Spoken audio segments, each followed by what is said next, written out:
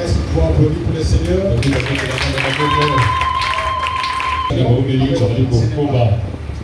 Nous sommes aux sous-termités de la position des mains. Dans le livre de Hébreux, chapitre 6, verset 2.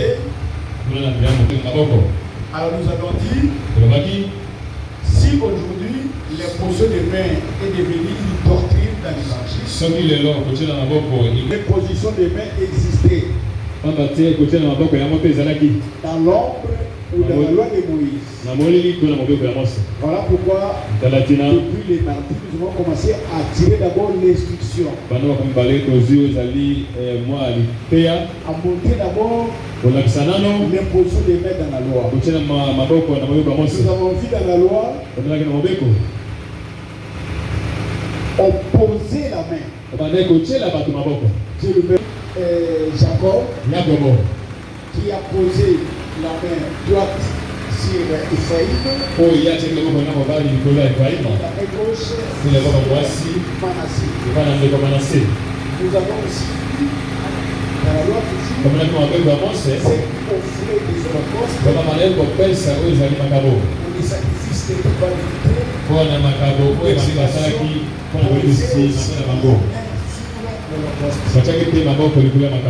et nous avons également vu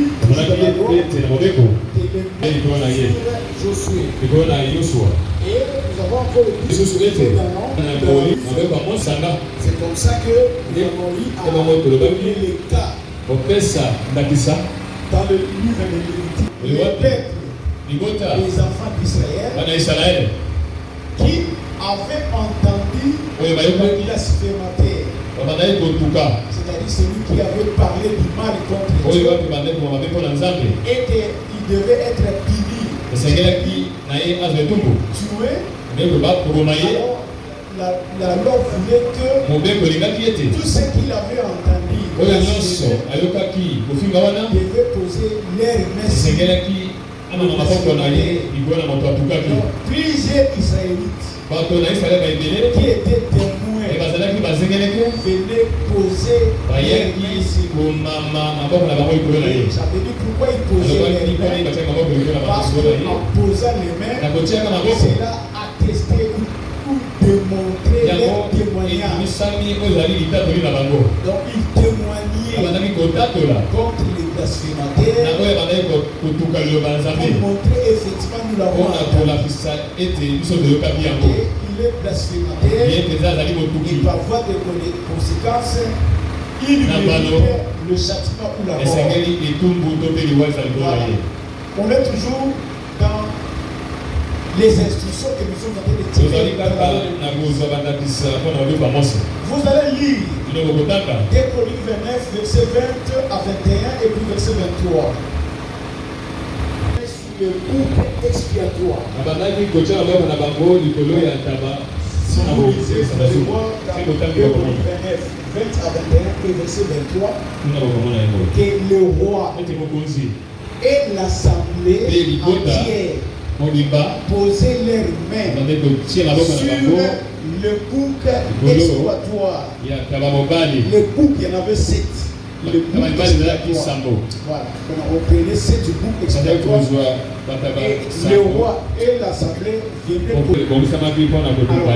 Nous disons que les 7 boucs, c'est pas l'expiation, symbolisent qu'un seul bouc qui est toujours Jésus-Christ, parce que c'est lui le sacrifice d'expiation. Les rois représentent l'Église que nous sommes, l'assemblée représente le peuple aussi que nous sommes.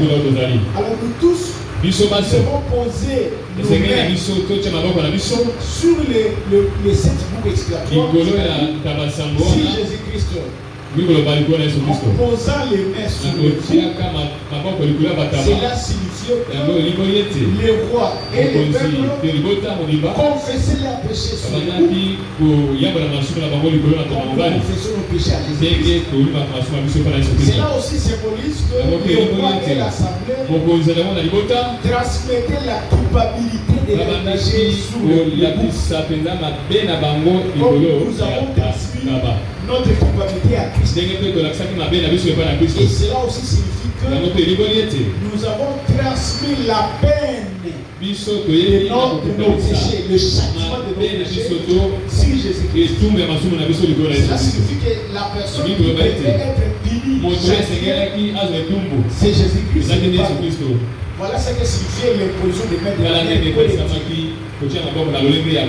Voilà, ce n'est pas tout. Si vous lisez encore Lévitique chapitre 4, verset 13 à 5,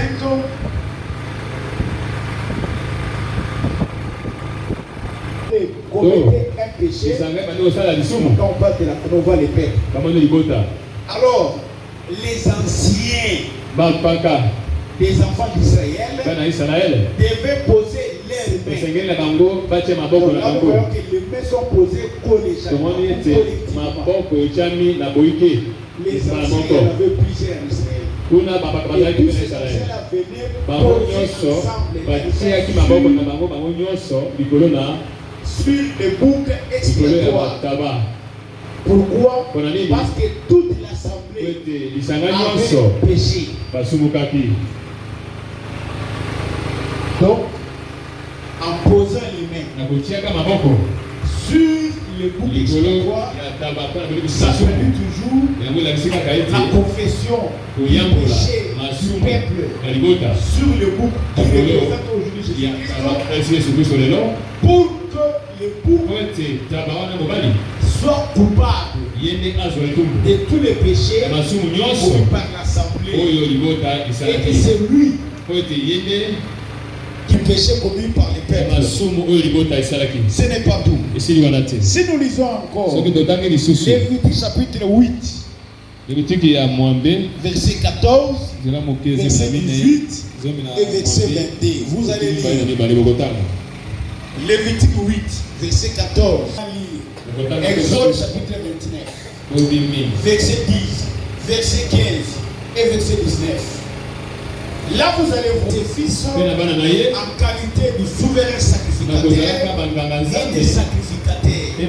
Parce qu'Aaron, c'est le souverain sacrificateur.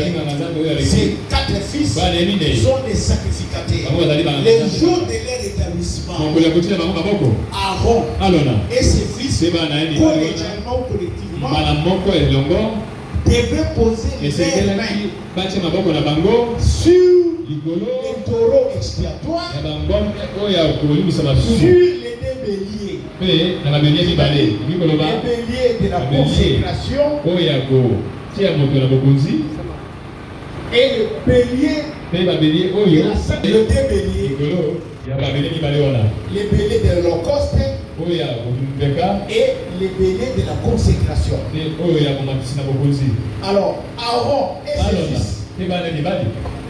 en posant leurs mains sur les taureaux expiatoires, cela signifie qu'ils confessaient leurs péchés sur les taureaux expiatoires. Or, ces taureaux expiatoires représentent Jésus-Christ.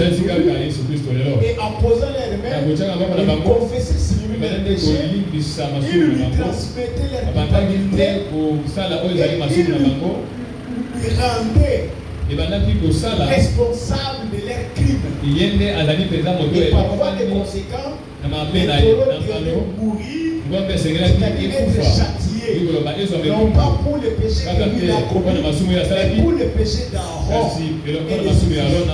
Comme nous aujourd'hui, Jésus-Christ a porté nos péchés dans son corps. Acclamons le Seigneur. Et aussi sur les béliers comme Holocauste. Alors Aaron et ses fils en posant les mains sur les béliers destinés à être sacrifiés comme Holocauste, Aaron et ses fils s'identifiaient à ces béliers. C'est comme Christ aujourd'hui, il a été consommé. Nous aussi, nous pouvons avec lui. Acclamons le Seigneur. Et enfin, il devait poser les mains sur les béliers de la consécration. Pourquoi? Parce qu'en posant leurs mains, Aaron et ses fils s'identifiaient aux béliers de la consécration. À d'autres termes, et aussi, en posant leurs mains, ils se consacrent Et ses fils aussi comme le père s'appelle Nzambe. Acclamons le Seigneur. Alors, nombre 8, verset 10. Les enfants d'Israël, tous les enfants d'Israël, les jours de l'établissement des Lévites, en leur qualité de Lévites, c'est-à-dire avant que les Lévites entrent en fonction, on devrait les présenter devant l'assemblée. Et l'assemblée posée dans tous les enfants d'Israël. Dieu dit à Moïse, les enfants d'Israël poseront les mains sur les Lévites. Pourquoi les enfants d'Israël devraient poser les mains sur les Lévites? C'est parce que leurs mains représentaient leur vie aussi. Or, les Lévites représentent les ministres de la parole. C'est que les enfants d'Israël remettaient leur vie aux Lévites. En d'autres termes, les enfants de Dieu est sur eux. C'est que les ministres ont la charge de vos vies. Voilà pourquoi si ça ne va pas, et aussi seront jugés sévèrement à cause de vos vies. Si une brebis se perd sans motif valable, ou la brebis se perd parce que le Lévite, le ministre, l'avait scandalisé. Il est responsable de ça. Voilà pourquoi, lorsqu'on établit les Lévites, pour leur dire que c'est vous qui avez la charge de nos vies. Et nos vies sont entre vos mains. Et nous nous abandonnons à vous. Dirigez-nous, conduisez-nous, enseignez-nous, amenez-nous dans les chemins de Dieu. Acclamons le Seigneur. Ce n'est pas tout. C'est le dernier verset, nombre 8, 11 à 12. Vous allez lire aussi. Les Lévites aussi, quand même que les enfants d'Israël ont posé leurs mains sur eux, et aussi les Lévites, les jours de leur établissement, posaient aussi leurs mains sur les deux jeunes taureaux. Les deux jeunes taureaux. Parce que le jour de leur consécration, de leur sacrifice comme Jésus s'est offert pour nous, l'Église, et aussi les ministres doivent souffrir le sacrifice. Acclamons le Seigneur. Voilà les instructions que nous avons tirées de la loi de Moïse ou de l'homme. Alors, si aujourd'hui la doctrine de l'imposition des mains existe, c'est parce que elle est devenue parce que l'instruction a été tirée de la loi de Moïse. Alors il faut faire attention. Dans certaines écritures on dit poser les mains. Dans d'autres écritures on dit imposer les mains. En réalité, il n'y a pas un problème. Parce que nous lisons les Français. Nous lisons la traduction en français. Mais s'il faut lire les textes originaires, les mots employés là-bas, ce n'est pas un mot qui signifie seulement imposition. Les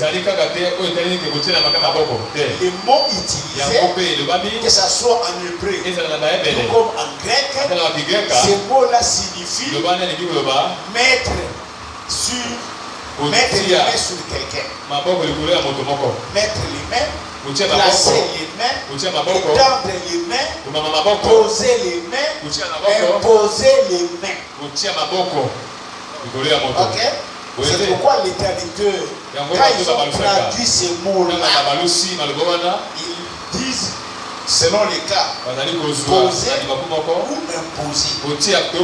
Mais le mot originel qui a été employé n'est pas seulement employé là où on dit poser ou imposer. Même là où on dit mettre, placer, étendre. Vous allez trouver ces mêmes mots là-bas. Donc on va y revenir dans le dimanche. Donc on dit poser ou imposer, ça ne pose aucun problème. Parce qu'en français, quand on dit poser les mains sur quelqu'un, cela signifie étendre les mains sur quelqu'un, placer les mains sur quelqu'un. Mais quand on dit imposer les mains sur quelqu'un, signifie poser les mains sur quelqu'un. Donc il n'y a pas de problème là-dessus. Alors, maintenant, les différentes hypothèses de l'imposition des mains selon l'évangile.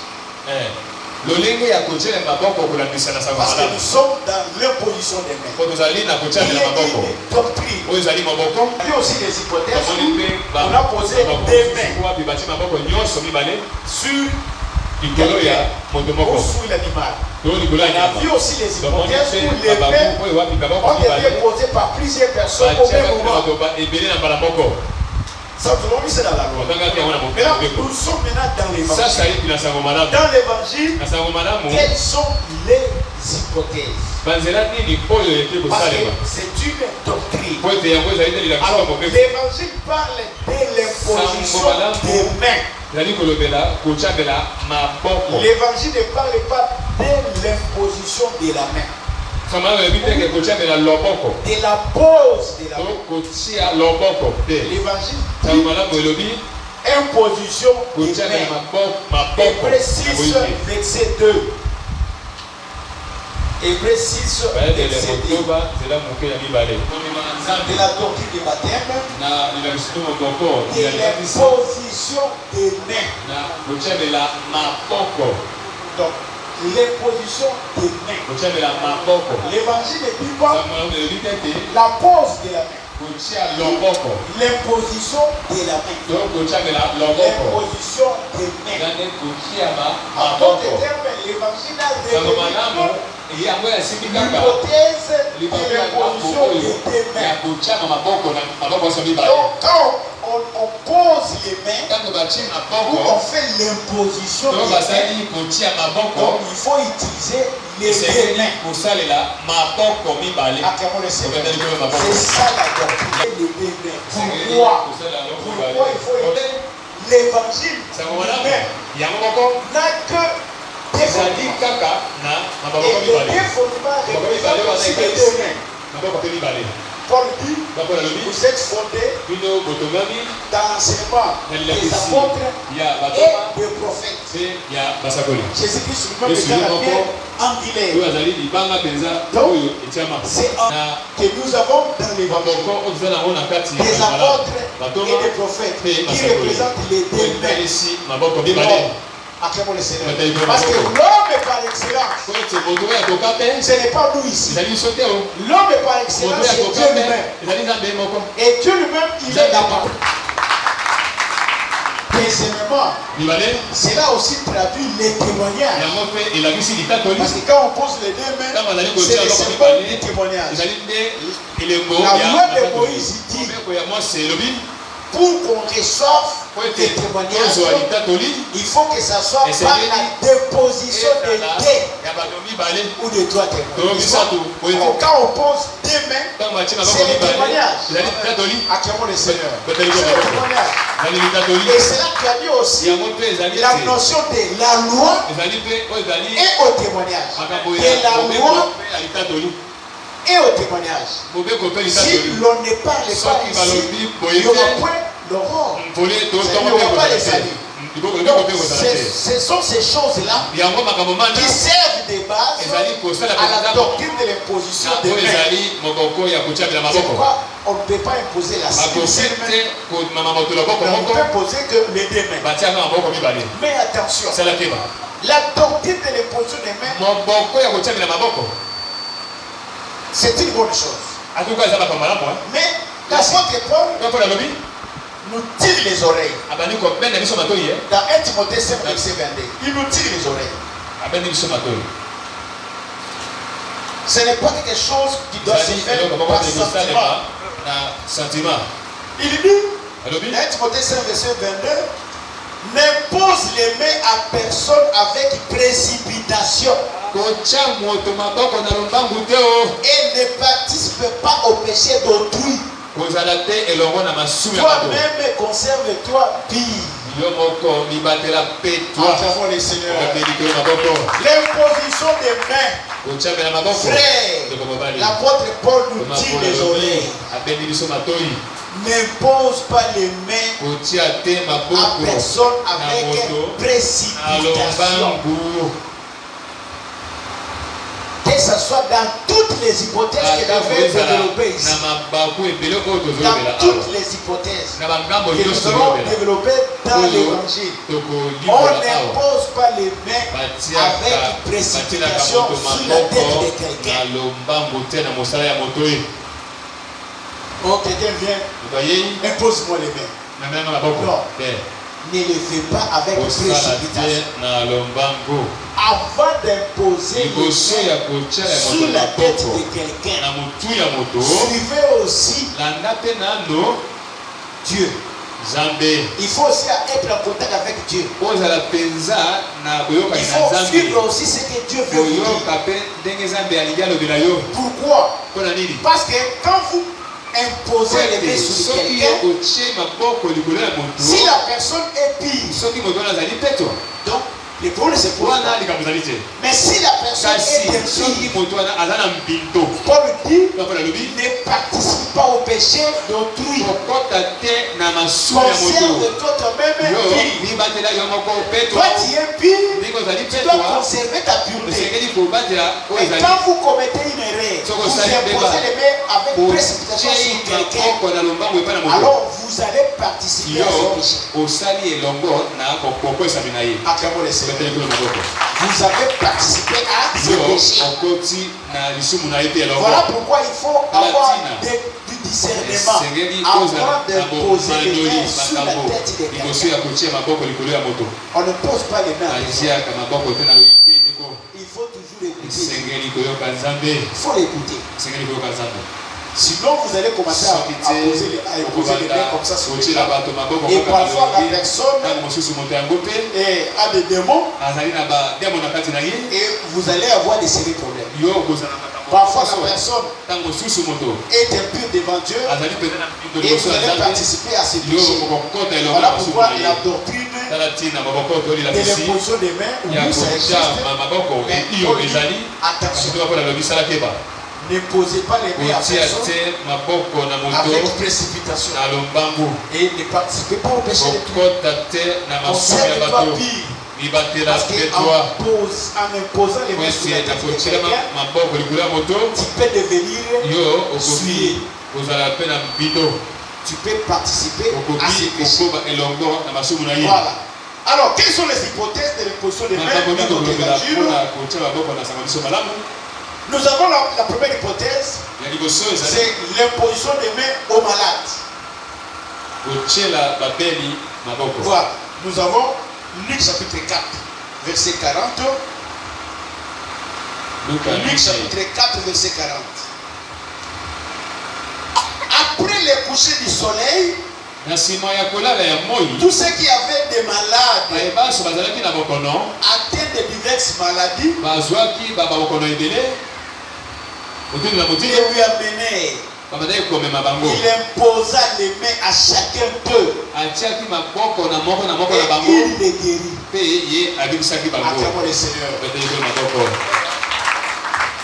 On nous dit ceci que après le coucher du soleil, tous ceux qui avaient des malades, c'est-à-dire que toutes les personnes qui avaient des gens, des frères, des soeurs, des enfants qui étaient malades, vont les emmener à Jésus. Parce qu'ils étaient atteints de diverses maladies. Ils l'ont amené à Jésus et Jésus va imposer les mains à chacun d'eux. Il impose les mains à chacun. C'est celui-ci qui est malade, il impose les deux mains. Il passe chez l'autre, il impose les deux mains. Il passe chez l'autre, il impose les deux mains. Il a imposé les mains à chacun d'eux. Et il les guérit. Donc l'imposition des mains aux malades est donnée, est faite pourquoi? C'est pour que Dieu accorde la guérison. Acclamons le Seigneur. Alors ici, nous avons vu quand Jésus a imposé les mains aux malades, Jésus l'a fait seul. Il l'a fait seul. Donc ça c'est l'hypothèse qu'on a vu avec Jésus. Il y a une autre écriture, Luc 13, verset 12 à 13. Ça vous allez lire vous-même. Luc 13, 12 à 13. Là vous allez lire vous-même. Alors nous passons à une autre écriture parce qu'il y en a plusieurs. Nous lisons Actes 9, verset 12 et verset 17. Actes chapitre 9. Verset 12 et puis 17. Actes 9, 12 et 17. Car il prit et il a vu en vision un homme au milieu d'Ananias qui entrait et qui lui imposait les mains afin qu'il recouvre la vie. Ananias répondit, là je saute. On nous parle de Saul, Saoul, qui son nom change en Paul. Un grand persécuteur. Il dit Ananias, il y a un homme qui s'appelle Saul. Cet homme de Tarse, il prie et il a vu dans une vision un homme du nom d'Ananias. Il a vu dans sa vision. Il t'a vu dans sa vision. Tu entrais dans le et tu lui imposais les mains afin qu'il recouvre la vie. Voilà. Le verset 17. Ananias sortit et lorsqu'il fut arrivé dans la maison où était Saul, Saul était devenu aveugle. Il arrive dans cette maison. Il imposa les mains à Saoul en disant, Saoul mon frère, le Seigneur Jésus qui t'est apparu sur le chemin par lequel tu venais m'a envoyé pour que tu recouvres la vie et que tu sois rempli du Saint-Esprit. Acclamons le Seigneur. Alors il est entré, il a prié pour Paul, et il a imposé les mains. Pourquoi? Pour que Paul recouvre la vie. Or, quand il recouvre la vie, c'est en guérison. Donc, l'imposition des mains ici a été faite par Ananias. Ananias n'était pas n'importe qui. C'était un serviteur de Dieu. Nous ajoutons notre écriture. Acte 28, verset 7 à 8. Acte 28, verset 7 à 8. Ananias, en imposant les mains sur Paul, qui portait encore le nom de Saul, il a imposé les mains.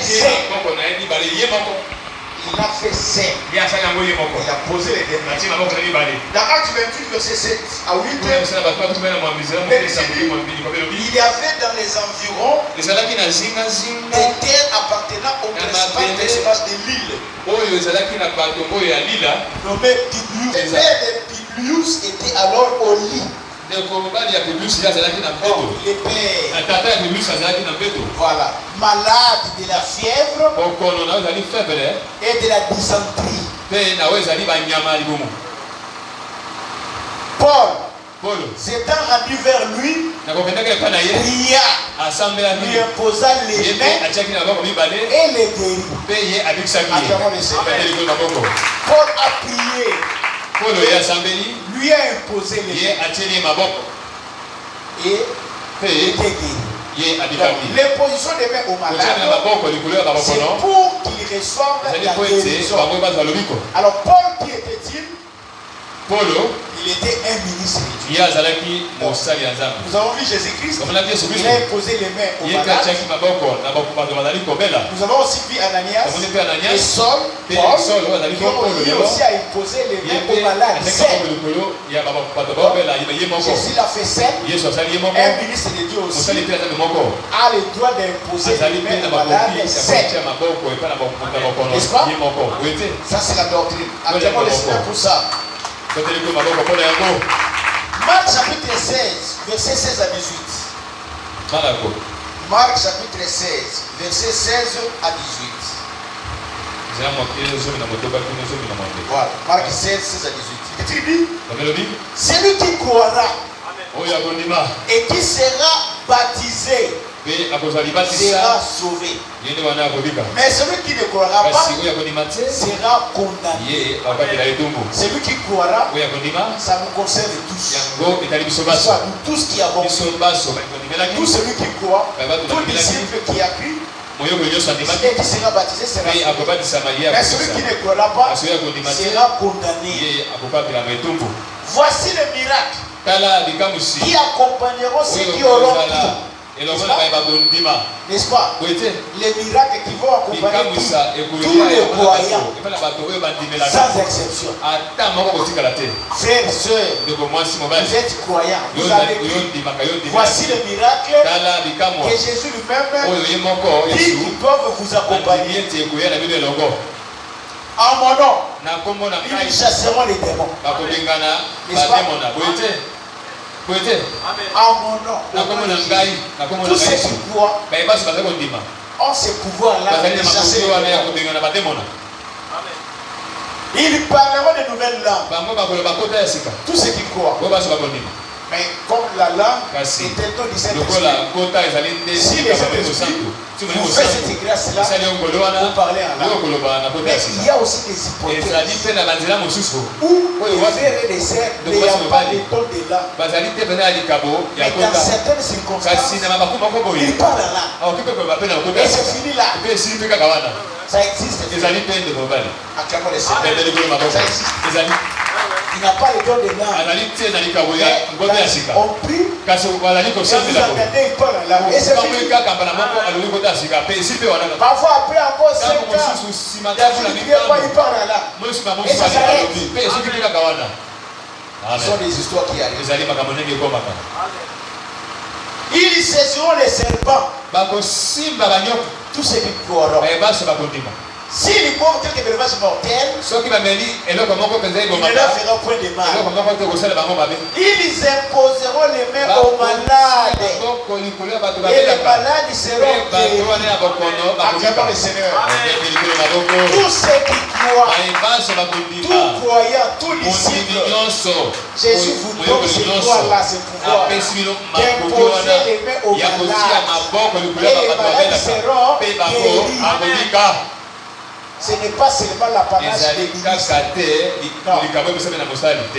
N'est-ce pas? Voilà.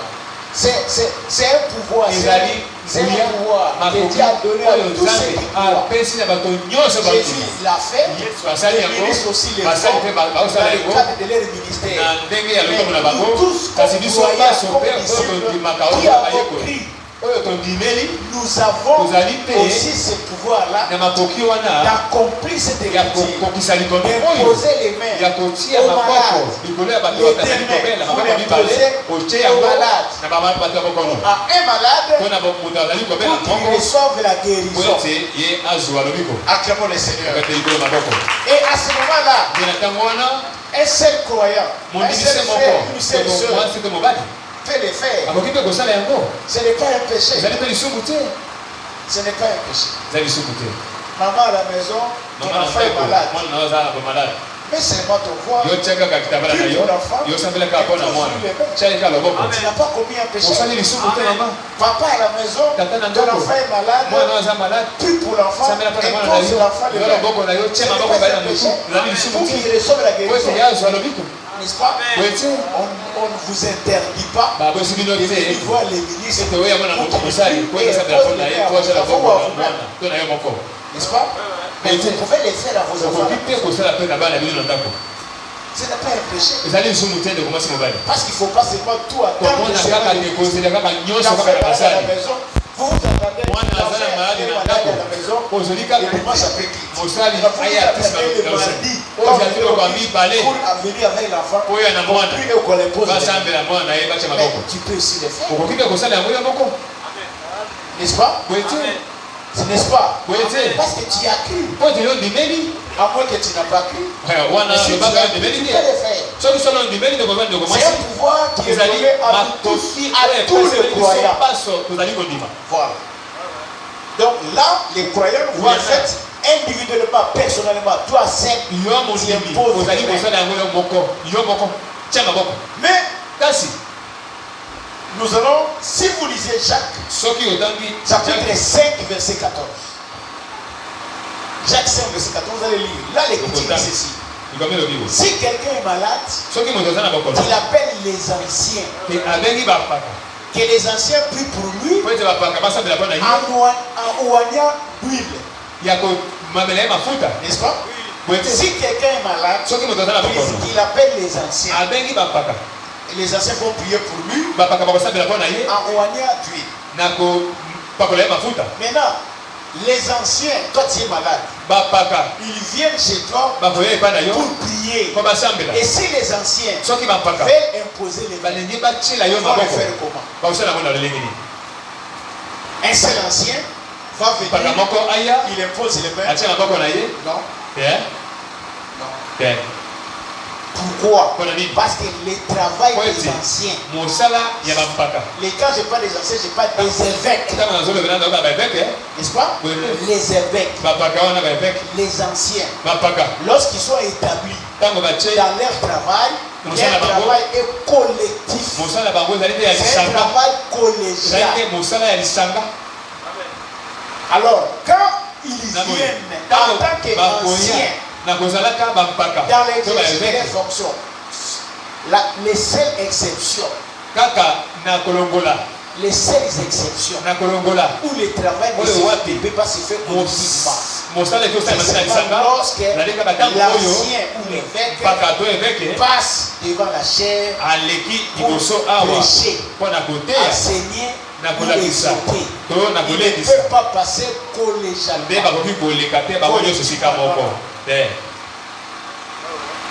Ça, ils vont le faire individuellement. Mais les autres travaux, les anciens ne peuvent pas le faire individuellement. Ils ne peuvent que le faire collégialement. C'est-à-dire collectivement.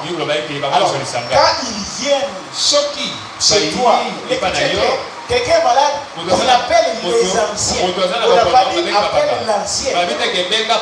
Il faut appeler les anciens parce que les anciens, leur travail c'est collégialement, collectivement. Alors ils doivent venir chez toi. Même 2, 3, même 4, 5, selon les cas. Quand ils viennent, ils prient pour toi. Et tous doivent poser les mains sur toi ou imposer les mains sur toi. Parce que tu es malade pour que tu reçoives ta guérison. Acclamons le Seigneur. C'est dans cette hypothèse seulement que l'imposition des mains peut se faire collégialement quand il s'agit d'imposer les mains aux malades. Quand il s'agit des anciens. Vous avez maintenant me parlé des diacres. Non. Les diacres, s'il veut imposer les mains, il ne doit pas imposer les mains dans sa qualité de il peut imposer les mains dans sa qualité de croyant, de disciple comme tout le monde. Mais dans sa qualité de diacre, il ne peut pas. Mais les anciens, dans leur qualité d'anciens, peuvent le faire. Acclamons le Seigneur. Maintenant, c'est une question que nous allons poser. Est-ce c'est un problème spirituel? pour les malades et ça imposer les mains sur lui. Parce que la doctrine c'est imposer les mains. Est-ce qu'il peut arriver, n'est-ce pas, que quelqu'un est malade, on prie pour lui, et ça imposer les mains. Si on ne pose pas les mains, est-ce là était un péché? Nous lisons d'abord une écriture. Jean 4, verset 47 à 53. Pour répondre.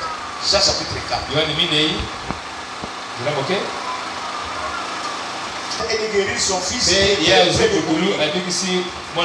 Jésus lui dit, si vous ne voyez des miracles et des prodiges, vous ne voyez point. L'officier du roi lui dit, Seigneur, descends avant que mon enfant meure. Va, dit Jésus, ton fils vit. Et cet homme crie à la parole que Jésus lui avait dit, et il s'en alla. Comme il descendait déjà, ses serviteurs venaient à sa rencontre, lui apportaient à cette nouvelle, ton enfant vit. Il leur demanda à quelle heure il s'était trouvé mieux. Et il lui dit, hier, à la 7e heure, la fièvre l'avait quitté. Le père reconnut que c'était à cette heure-là. Et Jésus lui avait dit, ton fils vit. Et il crie, lui et toute sa maison. Acclamons le Seigneur. C'est un cas. Un papa vient, son enfant était malade. Il dit à Jésus, descends dans ma maison. Allez, priez dans ma maison.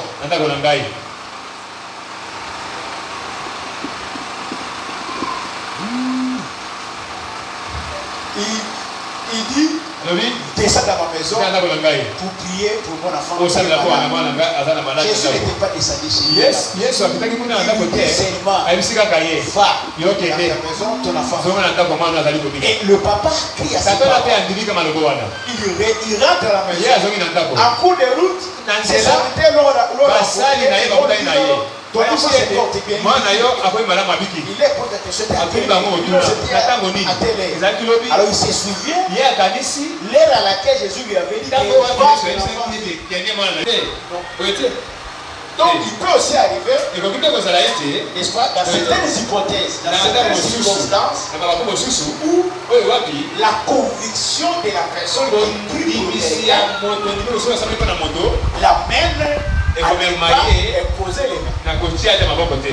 Donc si aussi il ne le fait pas, on ne peut pas aussi le condamner. Parce qu'on a vu aussi Jésus le faire. Mais la doctrine, on doit imposer les mains aux malades.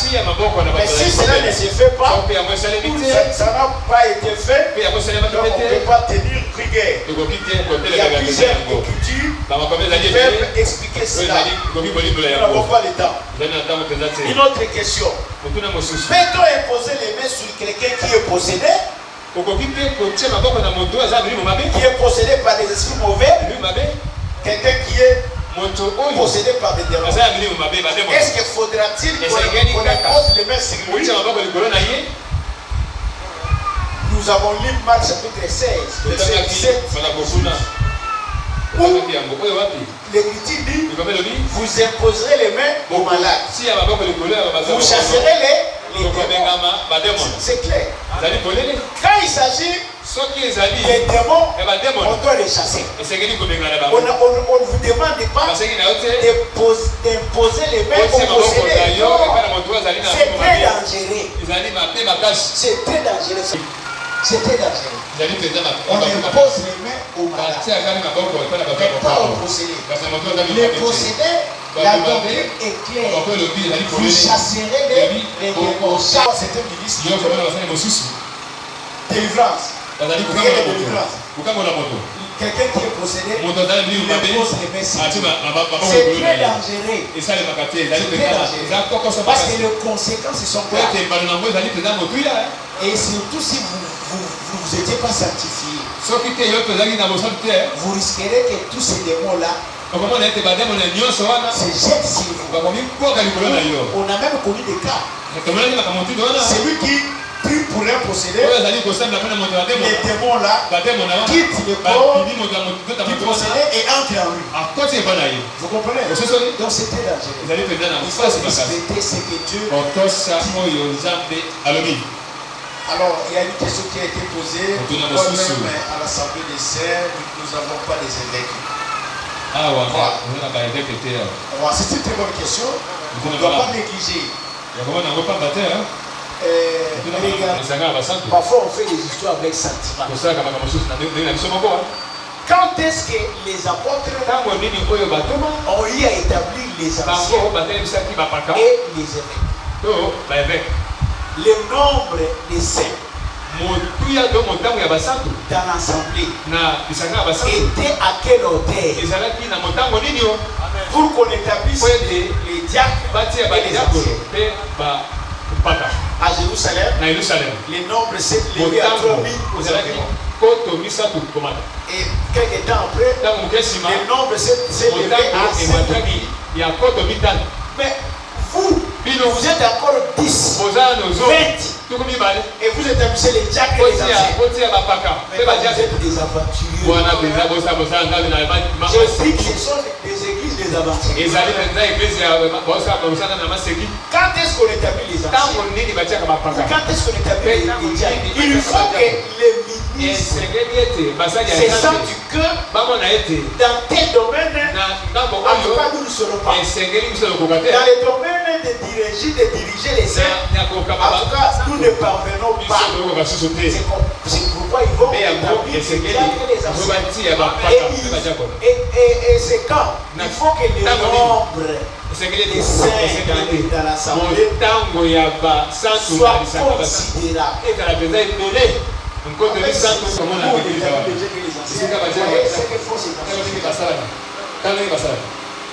C'est pas du tout normal. Donc nous disons que l'imposition des mains c'est fait dans des hypothèses que nous avons révélées. Quelqu'un qui est possédé par les démons, on ne peut pas l'imposer les mains. Et la deuxième hypothèse de l'imposition des mains, c'est l'imposition des mains pour la réception du Saint-Esprit. Ou pour la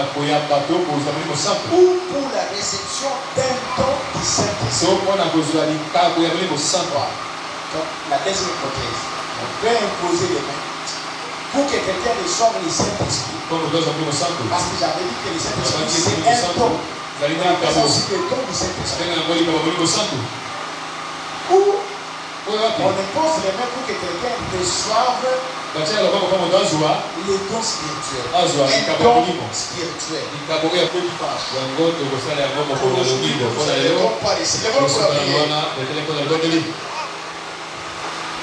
Auquel vous semblez pas dans un débat.